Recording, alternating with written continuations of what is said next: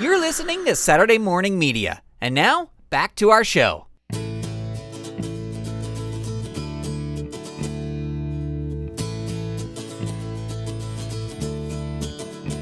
Here we go. Welcome back to the Grantcast, ladies and gentlemen. My name is Grant Baciocco. It is a pleasure to have you tuned in. Thank you for listening. Thank you for downloading. Thank you for subscribing. Thank you for being here. And a big shout out to all of our amazing Saturday Morning Media Patreon patrons who help make this show possible. This show would not happen if it weren't for them. So you'll learn more about that at the very end of the episode. And it's a pleasure to have you here. I wanted to start off with an apology. They say you should never apologize at the top of a show, but I'm actually going to apologize for last week's show, or last episode, not last week, last episode, where I talked about the trouble with Trixie. Apparently, I had told that story on the podcast before. I am getting better at, I'm entering in transcripts of all the episodes into an app called Obsidian, where I can kind of search topics and see which topics I have talked about and talked about before. I think in the last episode, I went into sort of deeper discussion as to why I ended the Country Bear Collector show, but apparently I had told that whole story before. So I apologize, and I will try to be better about that in the future. So I recently did the thing I do at the beginning of every year where I go get my eyes checked and do the old eye test and see how much worse my eyes are than the year before. And the place that I go to get my eyes checked is in a fancy area. I don't live in a fancy area, but this place is, this eyeglasses has a fancy area, is in a fancy area. And you can tell that the people who come in there work in the TV and film industry, and they are very fancy. And whenever I go in there, and I may have talked about this on the show before, so I won't go too deep into it, but they are really all about, they want to sell you glasses. And if you don't want to buy the glasses there, they just don't want to talk to you anymore. And the eye exam can be going great. Then they give you a little tray to walk around and look at some frames. And I will just say, oh, thank you. No, I'm going to order my glasses online. And then they're done with you. They check you out. They leave. They're not friendly anymore. And it happens every single time that I go there. But the last year and the year before, the insurance that I have, I found out that you get one free pair of glasses. That's covered by your insurance. I guess it's not free, but it's covered by your insurance, each year. And then the base glasses are free, but if you want the blue light coating or, whatever, that's what start making it more expensive. Last year, I said, you know what, I'm just going to get my free pair from them. So they're nicer to me when at the end of the day, because it's free anyway, right? So I did. And so then this year when I went in and they gave me the eye exam, afterwards they hand me the little tray and I just said, oh no, I just want these glasses. And I had the glasses that I got from them last year. I go, I just want these with the new lenses. And they were like, oh, you want us to put the new lenses in the old glasses? And I said, no, you can give me all new glasses, but these are the style of glasses that I want. And they're always just like, but those are just plain black framed glasses. I go, yep, that's what I want. But, well, we have so many different styles and so many. I go, nope, I just want these. And they're like shocked. They're like, what? Are you sure? And so I had to go back in to pick up my glasses, and they're exactly the same as the old glasses, just with the new prescription in them. And I went back to pick up the new glasses, and I've been doing a lot. I got this new lighting setup for when I do live streams with Toily, and it's 4 lights instead of 2 lights that I had before. And so it's a lot brighter. And so I was like, you know what I'm going to get? I'm going to get like tinted, not sunglasses, because I don't want them to be super dark, but I want to get prescription reading glasses that I can use when there's a lot of lights on around me, so I can still see the screen, I can still see everything, but it's not as harsh on my eyes. And these are things I could even use if and when I'm ever working on a movie set again or something like that. But if there's a place with a lot of light, and I don't want them super dark tinted, so when I go to pick up my glasses, I go, would it be possible to get a pair of reading glasses that are tinted a little. And she like didn't even let me finish. She's like, oh, we could do that. We got blue tint. We've got yellow tint. We've got green tint. And I go, here's the situation. I live stream. And oh, no, we'll get you glasses that look amazing while you're live streaming. They'll look so fashionable. I go, no. I am not on screen when I am live streaming. I am a puppeteer. The puppet is on the screen, but there are lights all around. Oh, well, and then she starts showing me pictures on her phone, and she's like, well, see, these are the ones that we did. And she's showing me like pictures of like Brad Pitt on the red carpet. Now, Brad Pitt and other people on the red carpet will wear sunglasses because of the flashing lights of the camera, right? So it's kind of the same concept, but she's showing me multi-million-dollar glasses. And I'm like, I just want a simple pair of tinted glasses that I can use when the lights are very bright. Can you please? Oh, yeah, come on in. We can do that. So I was like, okay, all right, I'll go do that. Speaking sort of that, of acting and stuff, I had headshots done recently. I want to say that I had a friend do the headshots, and there were absolutely nothing wrong with the headshots technically at all. And I am not, when I say this, just in case the off chance that my friend hears this, I don't think they will, but just in case, you never know.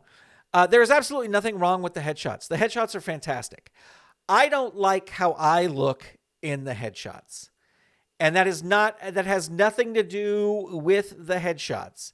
That has to do with my mind was like, okay, I need to go get a haircut. I need to slick my hair down sort of to take these photos. And I need to be completely clean shaven to take these photos. I should not wear my glasses in any of the photos. And I should really just get amazing headshot photos. And what happens is I don't feel like myself, and I'm like, oh, I have to wear a nice button-down shirt for the headshots. And here's the thing. My friend who was taking the photographs told me from the outset, I don't really take headshots. What I do is I take pictures of people in sort of their natural habitat, and then people use those as headshots. But I don't take like headshots. And in my head, I was taking headshots, and I needed different shirts for different looks. So I did a clean shaven. I got my hair cut. I'm usually 9 times out of 10, I'm wearing a hat. I got a full head of hair, but I wear a hat all the time. And if I'm not wearing a hat, my hair is just floppy hair. I didn't like the way I looked in the headshots. And again, nothing technical wise with the headshots. And there's actually some really great shots. I just don't like how I look in those shots. And it was very disappointing in me. And I was like, what I should have done is just wore my hat, wore the black t-shirts that I always wear, put on my glasses for some of the shots. When I showed them to people were like, oh, these are great. But then I showed them to Russ, and unprompted. And Russ just wrote back and goes, well, these are good, but they don't look like you. Like, they don't look like, when I think of you, they don't look like you.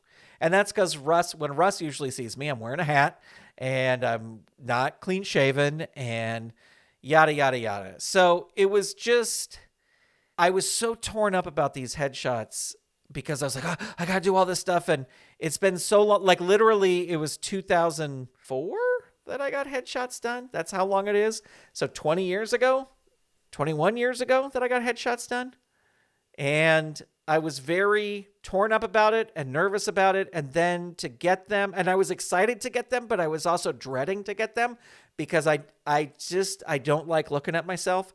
And then when I got them, I was like, I really don't like looking at myself just because it didn't look like me and it didn't look like how I normally am. And I know for headshots, you want to show that you can play different parts. Well, I don't want to play the part that I was looking like in the headshots. And again, just in case my photographer friend is listening to this, it has absolutely nothing to do.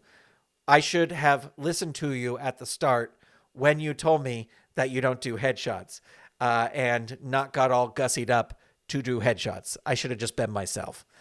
So that was a lesson learned. And yeah, I mean, there's some good shots in there I might use for certain things, but looking through those headshots was not a happy, fun time for me. Also, I happened to get the headshots during a week with a lot of rejection. I did 4 different auditions over the past couple weeks. And I'm not going to get too specific about them, but if you've been a long-time listener, or even a recent listener, I think you'll be able to figure this out. Last year, I had a puppetry project that I worked on that I loved so much. It was one of the best things I'd ever worked on. And part of the reason I really liked that job was sort of this idea that I had found a place for me, if that makes sense. I'm very lucky and fortunate, and I love being in like things like Puppet Up and working for the Jim Henson Company.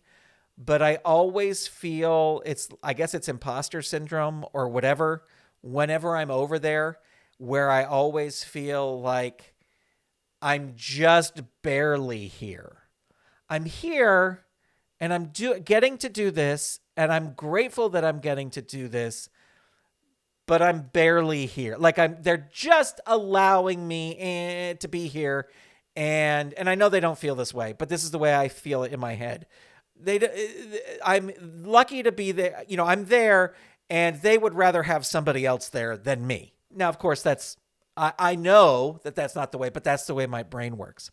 And so when I did this other job, it was so much fun, and it was so creative, and it was such a very successful thing that it led me into this sense of, this is a new place for me. Not that I would leave other places, but it's like, instead of sitting at home all the time, here's another option for me. Here's another place where I can go, where my talents are appreciated, where people understand what I can do, and where I can do my thing. Improv, puppetry. And I did 4 auditions for this place. They recently had a slew of auditions for many, many different things.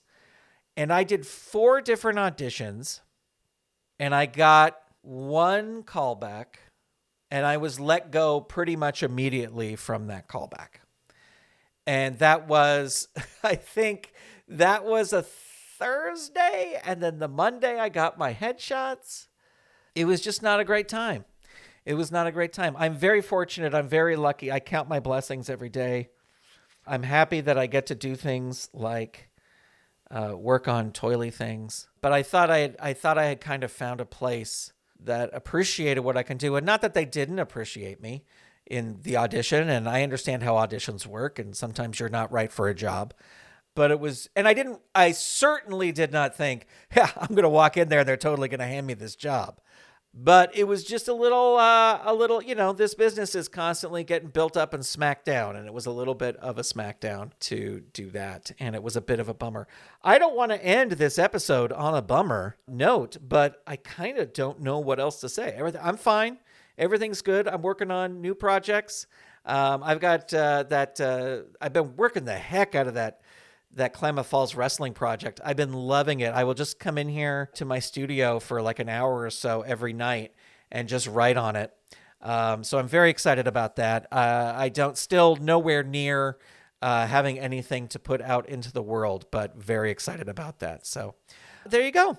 All right, friends, I want to thank you so much for listening. It's always appreciated. Thank you for checking this out. This is episode number 250. I was thinking I should do something amazing for 250, but I think I'm just going to do the episode and I'm going to keep going and make more episodes. All right, friends, thank you so much for listening. I will talk to you soon. Goodbye.